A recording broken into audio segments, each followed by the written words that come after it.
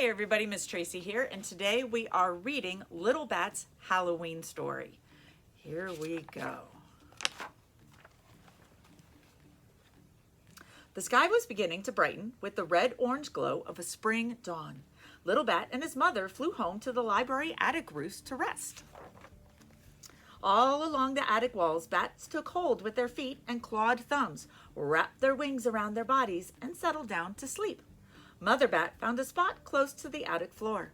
Little Bat took a long, deep breath and leaned against his mother. He closed his eyes. And then suddenly, Little Bat woke up. Sounds of laughter were coming from a small hole. Carefully, he stuck his head through and peeked down. The room was full of children. Then it became quiet. A woman began. A little girl with golden hair was walking through the woods. Little Bat was fascinated. He listened intently until the end. And after that, the three bears never forgot to lock their door again. Sighing with pleasure, Little Bat crawled back to Mother Bat and fell asleep. That night, Little Bat said to his mother, "I saw people below. What do they do there?" "They read," said Mother Bat. "Read?" "Yes, they look in books and find stories." "I heard one about the three bears," said Little Bat. "It was so good. I wish I'd been closer. I couldn't see the porridge." "Little Bat," his mother said, "you must never get close enough to look. It's dangerous." "I won't," said Little Bat with a sigh. "I'll just listen." Little Bat spent many mornings listening to the stories. One day he heard a caterpillar was eating, creeping, spinning, sleeping. "Shh," the woman whispered. Little Bat inched closer to hear. Many days and nights went by. One morning, out came a butterfly, the children shouted. The shout startled Little Bat. What was this butterfly that made the children yell so loud? He had to take a look. He leaned forward a little more. And a little more. He saw a giant moth. A moth like those he and Mother Bat caught at night. Little Bat became so excited that he lost his grip and fell into the room. The children screamed and ran in circles. The woman waved her book at Little Bat to shoo him away. He zoomed back up to the ceiling and scooted through the hole. "Mama, Mama," he squeaked. "What's the matter?" his mother asked. Little Bat told her what had happened. "I was so frightened, Mama." "Oh, Little Bat, are you hurt?" "No, Mama, I'm okay, but I would like to see the pictures up close." "No," said his mother.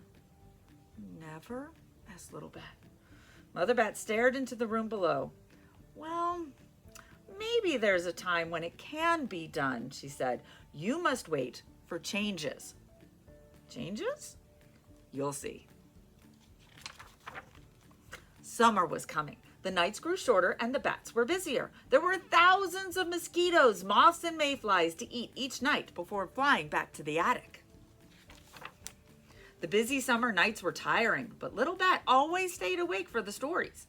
One day, while he listened, he looked around the room. Changes. He crawled up to where his mother slept and whispered, "Mama, is it time? Can I go now?" His mother peeked through the hole. "Not yet, Little Bat. Keep looking." That night, there were changes all around, but not the right ones. Over the long, hot summer, Little Bat listened and watched. New decorations appeared. The children wore shorts and shoes without socks. Whenever Little Bat saw something different, he asked, "Mama, is it time?" "Not yet, sweetie. Keep looking." Summer came to an end. The air became cooler, and in the weeks that followed, the children started wearing jackets and sweaters. Once again, the room changed. "Mama?" Mother Bat looked. She saw apples. She saw paper leaves of orange, yellow, and red.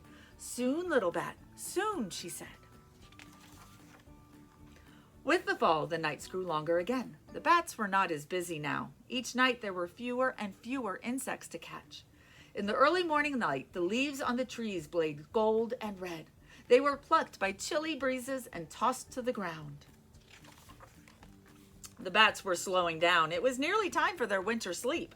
Little Bat still crawled to the hole for stories, but now he listened with his eyes closed. He was tired of looking for changes. One day he heard his mother say, "Little Bat, look, it's time." Little Bat opened his eyes. He stretched and looked down into the room. What he saw made his eyes open wide. Go quietly, Little Bat, Mother Bat whispered. Have fun. And he did. The end.